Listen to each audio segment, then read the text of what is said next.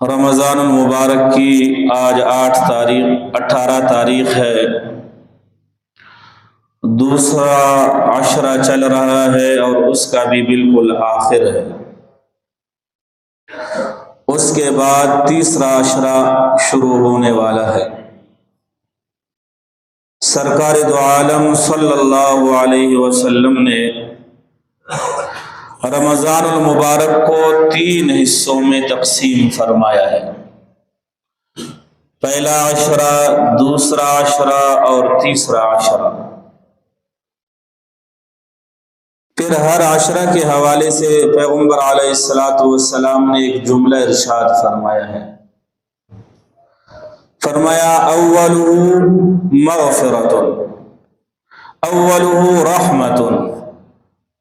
اللہ کے رسول صلی اللہ علیہ وسلم نے فرمایا اولہ رحمۃ، رمضان المبارک کا پہلا عشرہ وہ رحمت کا ہے، اس میں اللہ تبارک و تعالی کی رحمتیں برستی ہے اور موسلادھار بارش کی طرح برستی ہے۔ وَأَوْسَطُهُ مَغْفِرَةٌ، دوسرا جو عشرہ ہے وہ مغفرت کا ہے۔ ایک آدمی بڑا گناہگار ہے، اپنے رب کو ناراض کر رکھا ہے، مگر رمضان کا مہینہ شروع ہو گیا اور اس کا درمیانی عشرہ آیا، اللہ تبارک و تعالی کی رحمتیں اتنی جوش میں آتی ہیں کہ اس کی مغفرت ہو جاتی ہے۔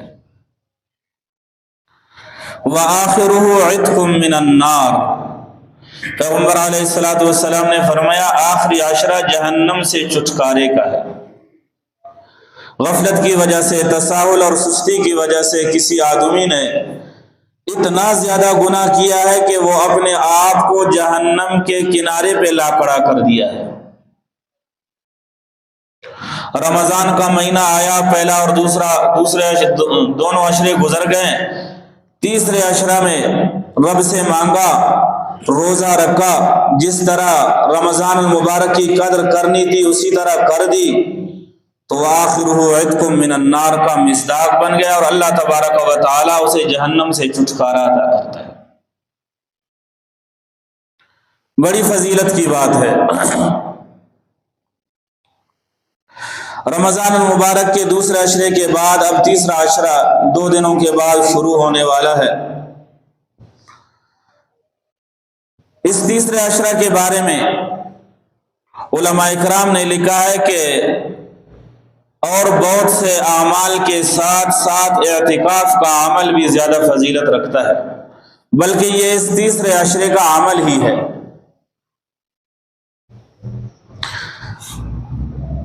مولانا زکریا رحمہ اللہ تو پورا مہینہ اعتکاف میں بیٹھا کرتے تھے، جس کے فضائل اعمال کو ہم صبح شام پڑھتے ہیں۔ اس کا اپنا عمل یہی تھا کہ وہ رمضان المبارک کے پہلے دن سے بیٹھ جاتے، پھر عید کو چھٹی کرتے۔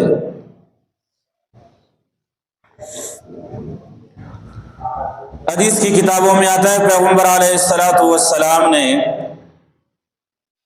رمضان المبارک کے آخری عشرہ کا ہمیشہ اعتکاف رکھا، بلا ناغہ رکھا۔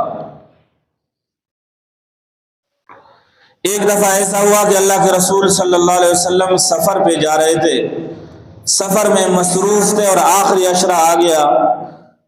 سرکار دو عالم صلی اللہ علیہ وسلم اس عشرہ میں پھر بیٹھ نہ سکے، وہ عشرہ اس سے گزر گیا، یعنی وہ رمضان گزر گیا۔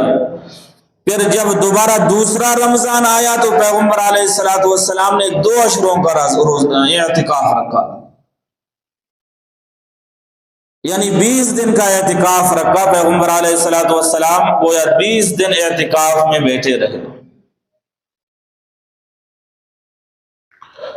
سادہ الفاظ میں اب یہ بتا سکتے ہیں کہ گویا رسول اللہ نے کبھی اس کو ناغہ نہیں فرمایا ہے۔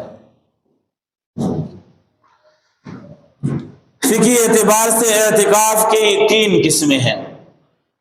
ایک اعتکاف کو واجب کہتے ہیں، دوسرا اعتکاف سنت مؤکدہ علی الکفایہ ہے اعتکاف سنت مگر مؤکدہ بھی ہے اور علی الکفایہ بھی ہے، تشریح آگے آ رہی ہے۔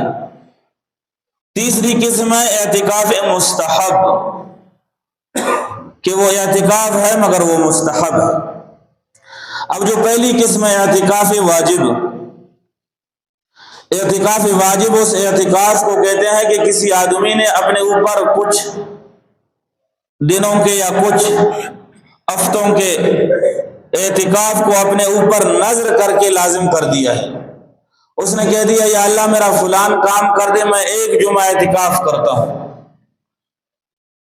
اب خود اس نے اپنے اوپر لازم کر دیا، اب یہ واجب ہے اگر اس کا کام ہو گیا، اور اس کے لیے یہ لازمی نہیں ہے کہ وہ بھی 10 دن ہو، نہیں، جتنے دن کا وہ بتا دے گا، 1 دن ہو، 3 دن ہو، جمعہ ہو، 10 دن ہو،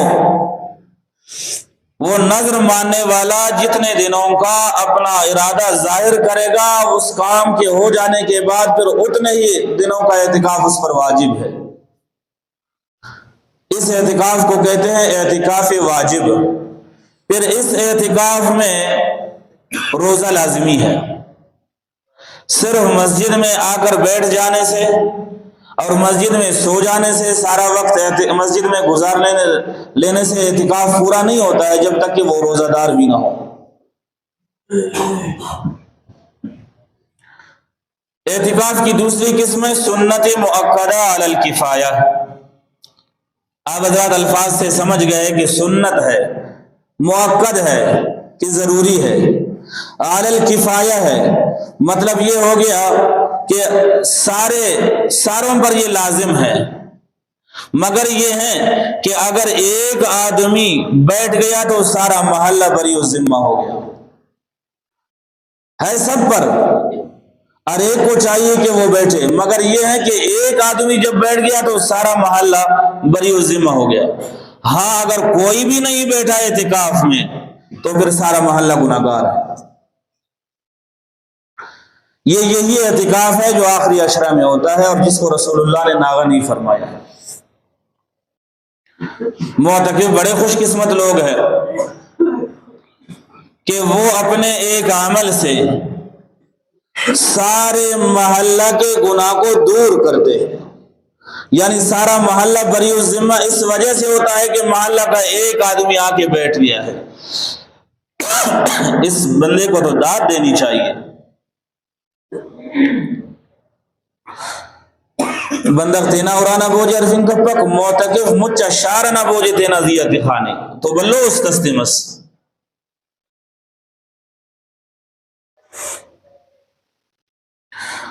اور اس میں بھی پھر روزہ لازم ہے، بغیر روزہ کے اعتکاف نہیں ہوتا ہے۔ اچھا یہاں یہ ایک بات اور بھی آپ حضرات ذہن میں رکھیں، کچھ لوگوں کا خیال یہ ہے کہ اگر معتکف کا اعتکاف ٹوٹ گیا تو پھر وہ سارے 10 دن اس کے خراب ہو گئے، ایسا نہیں ہے۔ یہ جو اعتکاف میں بیٹھتے ہیں رمضان المبارک کے آخری عشرہ میں، اس کا یہ فلسفہ نہیں ہے کہ ایک دن اگر اس کا خراب ہو گیا یعنی اس کا اعتکاف ٹوٹ گیا پھر اس کے 10 دن باطل ہو گئے، ایسا نہیں ہے۔ پھر عید کے بعد 10 دن وہ آ کر مسجد میں بیٹھے گا، ایسی بھی بات نہیں ہے، یہ ذرا سمجھنا چاہیے۔ رمضان المبارک کے اعتکاف یعنی سنت مؤکدہ علی الکفایہ کا مسئلہ یہ ہے، جس دن کا اعتکاف خراب ہو گیا اسی دن کا پھر وہ اعتکاف بیٹھے گا، عید کے بعد 1 دن کا بس۔ اگر اس کے 2 دن خراب ہو گئے ہیں، 2 دن کا اعتکاف خراب ہو گئے ہیں تو پھر وہ عید کے بعد 2 دن کا بیٹھے گا، باقی 8 دن اس پر لازم نہیں ہے، کیونکہ ہر دن کا جدا جدا اس پر لازم ہوتا ہے۔ کچھ لوگوں کا خیال یہ ہوتا ہے کہ اعتکاف میرا ٹوٹ گیا، فاسد ہو گیا، اب عید کے بعد 10 دن کون بیٹھے، وہ 10 دن نہیں ہوتا ہے، وہ 1 دن ہوتا ہے۔ اگر 1 دن خراب ہوا ہے 2 دن بیٹھے گا، اگر 2 دن اس نے فاسد کیا ہے 10 دن نہیں ہے۔ اور تیسری قسم ہے اعتکاف مستحب۔ مستحب اعتکاف یہ ہے کہ آدمی جب بھی مسجد میں آ جائے تو یہی ارادہ کرے کہ میں اعتکاف میں بیٹھا ہوں۔ اس کے لیے روزہ ضروری نہیں ہے، اس کے لیے وضو بھی لازمی نہیں ہے، اس کے لیے سارا دن مسجد میں گزارنا بھی لازمی نہیں ہے۔ جتنا وقت وہ مسجد میں بیٹھے گا اور اعتکاف کی نیت کرے گا اس کو اعتکاف کا اجر و ثواب مل جائے گا۔ اس کے لیے ایک واضح مثال آپ حضرات کو دے دوں۔ اب آپ حضرات مسجد میں بیٹھے ہیں اور میں بھی بیٹھا ہوں، یہی نیت کرے کہ رب جتنی دیر یہاں ہم بیٹھیں گے ہم اعتکاف کی نیت سے بیٹھیں گے، اللہ تعالیٰ اعتکاف مستحب کا ہمیں اجر و ثواب عطا کرے گا۔ اس کو کہتے ہیں اعتکاف مستحب۔ اور اگر ہم نیت نہ بھی کریں تب بھی تو مسجد میں بیٹھے ہیں نا۔ اعتکاف کسی جگہ بیٹھنے کو کہتے ہیں، صرف ارادہ کی بات ہے، بیٹھے تو ہے، صرف اعتکاف کا ارادہ کرے بس۔ اور اعتکاف بڑی فضیلت والا عمل ہے۔ اما جی حضرت عائشہ صدیقہ رضی اللہ تعالی عنہ فرماتی ہے ان النبی صلی اللہ علیہ وسلم کان یعتکف فی العشر الاواخر فی رمضان، بے شک پیغمبر علیہ الصلوۃ والسلام رمضان المبارک کے آخری عشرہ میں ہمیشہ اعتکاف فرماتے رہے، حتی توفاہ اللہ تعالی، یہاں تک کہ اللہ تبارک و تعالی نے اپنے رسول کو اپنے پاس بلایا۔ بس وہی ایک جو سفر کی وجہ سے ناغا ہو گیا، دوسرے عشرہ میں، دوسرے رمضان میں پھر اس کا بھی اعتکاف بیٹھا، گویا بغیر ناغا کے چلا گیا۔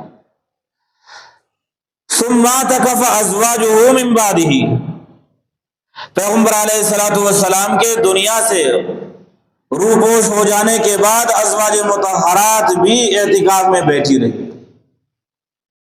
یہ نہیں کہ یہ فضیلت صرف مرد حضرات میں اور آپ حاصل کر سکتے ہیں، ہماری عورتیں حاصل نہیں کر سکتی، ایسی بات بھی نہیں ہے، وہ بھی یہ فضیلت حاصل کر سکتی ہے۔ اپنے گھر کے کسی کونے کو خاص کرے، وہاں ذکر و اذکار کرے، وہاں عبادتیں کرے، کسی سے باتیں نہ کرے، بس وہ اس کا اعتکاف ہے۔ اگر اللہ نے کسی کو گنجائش دی ہے، ان کے بہت سارے کمرے ہیں، پھر وہ ایک مکمل کمرہ کو اپنے لیے خاص کرے، بس وہ اس کے لیے اعتکاف کی جگہ ہے، اسی میں عبادت کرے، اسی میں چلے پھرے، اسی میں کھائے۔ میں تو سمجھتا ہوں کہ بنسبت مردوں کے عورتیں یہ فضیلت زیادہ حاصل کر سکتی ہے اور آسانی کے ساتھ حاصل کر سکتی ہے، اس لیے کہ مرد تو سارا کچھ چھوڑ کر مسجد آتا ہے۔ کسی کو یہ خیال آتا ہے کہ میں یہاں آ کے بیٹھ جاؤں گا، پتہ نہیں گھر کا کیا ہوگا۔ کسی کو یہ خیال آ سکتا ہے کہ میں گھر میں اکیلا ہوں، اگر میں آ کے مسجد میں بسیرا ڈال دوں گا تو میرے گھر کے رات کا مسئلہ ہوگا، کوئی مرد وہاں نہیں ہوتا ہے، اور اللہ کے فضل و کرم سے سارے مسلمان ہیں۔ اور یہ بھی خوشی کی بات ہے کہ رمضان میں چوری بھی بند ہے، سبحان اللہ، رمضان میں چوری بھی بند ہے، دھوکہ دہی بھی بند ہے، شیطان بھی بند ہے۔ یہ بڑی فضیلت کی بات ہے کہ مسلمان رمضان میں دھوکہ نہیں کرتے ہیں، مہنگائی نہیں کرتے ہیں۔ خوش ہونی چاہیے ہمیں۔ نن دروغ ترپنا، غیبت کپنا، گڑائے مہنگا تفنا، رمضان نن بہت زبردست ماشاءاللہ جوانو بندہ ہو۔ کوئی آدمی یہ چاہے کہ میں اعتکاف میں بیٹھتا ہوں، اگر وہ اکیلا ہے، خدا کی قسم وہ اعتکاف میں نہیں بیٹھ سکتا ہے، چور آئیں گے اس کے گھر میں، اور وہی چور جو دن کو روزہ رکھتا ہے اور رات کو چوری کرتا ہے۔ امریکہ سے کوئی نہیں آئے گا، فلسطین والے نہیں آئیں، اسرائیل والے نہیں آئیں گے، یہی آ جائے گا، جبکہ شیطان کی بھی چھٹی ہے، اور اس نے شیطان کا سارا کام اپنے ذمہ اٹھایا ہے۔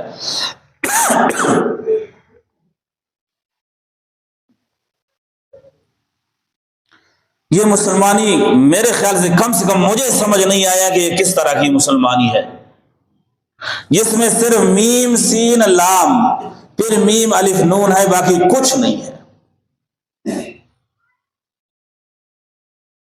کل کے سخت بارش میں ایک بندہ وہاں بتا رہا تھا کہ ابھی رمضان، کل بھی تو دوپہر کا ٹائم رمضان تھا نا، وہ روزہ دار بھی تھا، اسی ٹائم اس کے ایک کے ہاتھ سے چور موبائل اٹھا کے لے گیا۔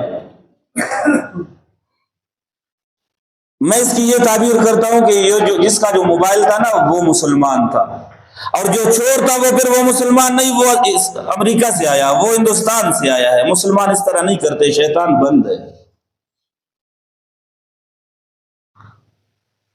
وہ اسرائیل سے آیا ہے، مسلمان اس طرح نہیں کرتے ہیں۔ مسلمان کی بڑی شان ہے، جسے دیکھ کر شرمائے یہود۔ آپ حضرات کا تعلق ہندوؤں کے ساتھ بھی ہوگا۔ ایمانداری کے ساتھ بتا دو، خدا کی قسم کھا کر کہتا ہوں، آپ اسے یہ نہیں کہہ سکتے کہ مسلمان بنو، نہیں بتا سکتے۔ کیسے بتائیں گے؟ وہ کہے گا مسلمانی اسی طرح ہے جس طرح تم مسلمان ہو، اس مسلمانی سے مجھے بیزار ہے، نہیں بنوں گا اس طرح کا مسلمان۔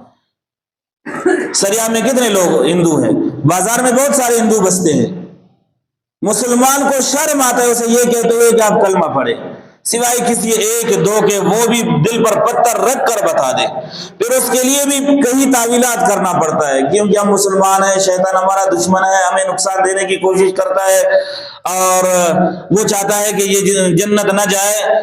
ہندو کو جدا سمجھانا پڑتا ہے کہ شیطان مسلمان کا دشمن ہے، اور مسلمان کے اعمال میں اتنا دم نہیں ہے کہ بتا سکے کہ تم مسلمان ہو جاؤ۔ وہ ویگن والا واقعہ تو سب جانتے ہیں کہ کسی نے ایک ہندو کو دعوت دی کہ مسلمان ہو جاؤ، مسلمان ہو جاؤ، وہ ساری دعوت سنتا رہا اور آخر میں بتا دیا چلو میں مسلمان ہو جاؤں گا۔ یہاں ویگن والے جو 18-20 بندے بیٹھتے ہیں، سب کے سب 1 سے 6 کلمہ تک سنا دے میں مسلمان ہو جاؤں گا۔ واقعہ بڑا مشہور ہے، ویگن اپنے منزل مقصود تک پہنچ گیا مگر کسی مسلمان نے 6 کلمہ نہ سنا سکا۔ اب یہ کیسے بتائے گا مسلمان ہو جاؤ؟ اور اب میں بتا دوں کہ کوئی اٹھ کر 6 کلمے سنا دے، بڑا سوال ہوگا اور بڑا امتحان ہوگا۔ کچھ لوگوں کا تو پہلا کلمہ بھی خدا کی قسم درست نہیں ہے، لا الہ الا اللہ محمد پاک رسول اللہ پڑھتے۔ اللہ تبارک و تعالی مولانا الیاس رحمہ اللہ کی قبر پر کروڑوں رحمتیں برسا دے، جس نے چلتا پھرتا مدرسہ بنایا۔ 70 سال کے لوگ ہیں جن کو نمازیں پڑھنا نہیں آتا ہے، کلمہ درست نہیں ہے۔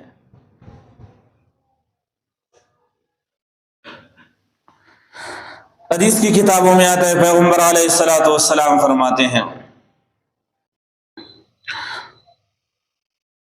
من اعتکف یوما ابتغاء وجہ اللہ۔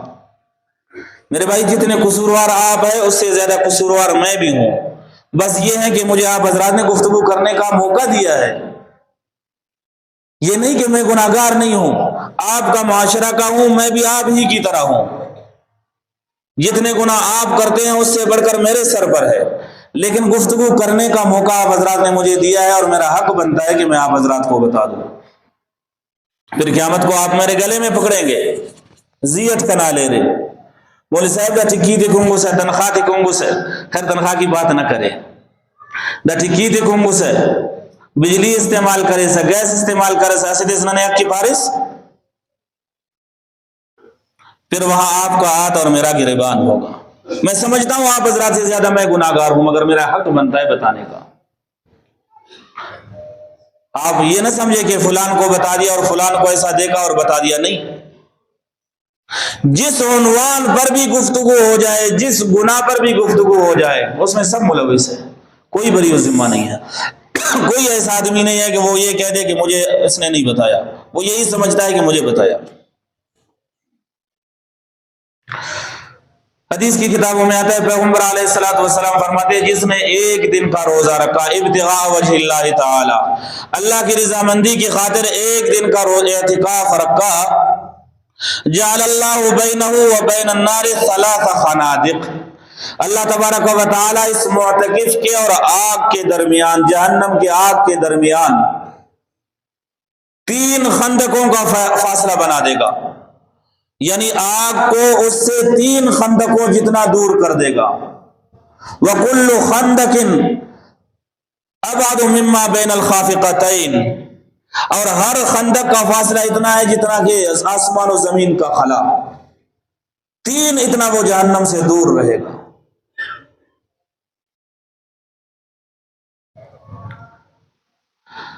حضرت حسین ابن علی رضی اللہ تعالیٰ عنہ کی روایت ہے، وہ فرماتے ہیں، پیغمبر علیہ الصلوۃ والسلام نے فرمایا، من اعتکف 10 فی رمضان، جس نے رمضان المبارک میں 10 دن کا اعتکاف رکھا، کان کحجتین و عمرتین، اس آدمی کو اعتکاف کا تو اجر و ثواب مل ہی جائے گا، اس میں کوئی کمی نہیں آئے گی، مزید یہ کہ اس کو 2 حج اور 2 عمروں کا ثواب بھی مل جائے گا۔ ایک حدیث میں پیغمبر علیہ الصلوۃ والسلام فرماتے ہیں ان للمساجد اوتادا، بے شک کچھ مسجدوں میں ایسے ہیں کہ کچھ اوتاد ہے مسجد میں، یعنی مسجد کے ستون ہیں، کچھ بندے ایسے ہیں جو مسجدوں کے ستون ہیں، مطلب یہ ہے کہ وہ مسجدوں میں رہتے ہیں۔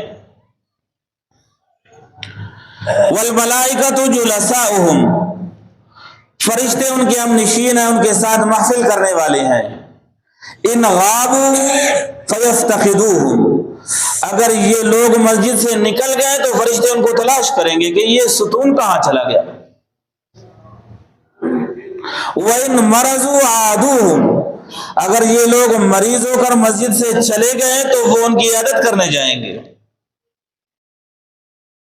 وَإِن كَانُوا فِي حَاجَةٍ أَعَانُوهُمْ، اگر یہ کسی مصیبت اور پریشانی میں مبتلا ہو جائیں گے تو رب کی جانب سے فرشتے ان کی اعانت بھی کریں گے، ان کی مدد بھی کریں گے۔ اور یہ وہ فضیلت ہے جو آخری عشرہ میں معتکف کو بطریق اہم اور اتم حاصل ہوتا ہے کہ گویا معتکف مسجد کا ستون بن جاتا ہے۔